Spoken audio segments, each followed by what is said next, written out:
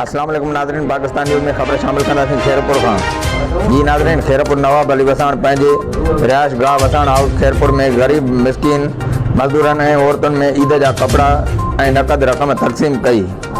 उन मौक़े ते सिंध जे वॾे वज़ीर जे ख़ासि मुआविन हाजी नवाब ख़ान वसाण पाकिस्तान न्यूज़ टीवी सां ॻाल्हाईंदे चयो त चेयरमैन पाकिस्तान पीपल्स पार्टी बिलावल भुट्टो ज़रदारी बेनज़ीर मज़दूर कार्ड जो आगाज़ करे ग़रीब माण्हुनि जूं दिलियूं खटे वरितियूं आहिनि।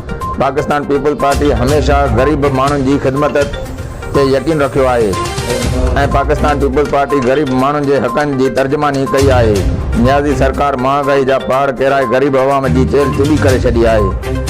ग़रीब माण्हू ॿ वेला मानी खाइण लाइ परेशान आहिनि। रोज़ानो माण्हू महांगाई खां बेदार थी ख़ुदकशियूं करे रहिया आहिनि।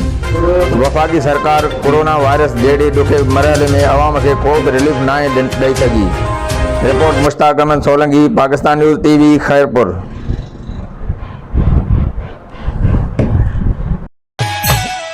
को रहमान जे पासे को भगवान जे पासे, को रहमान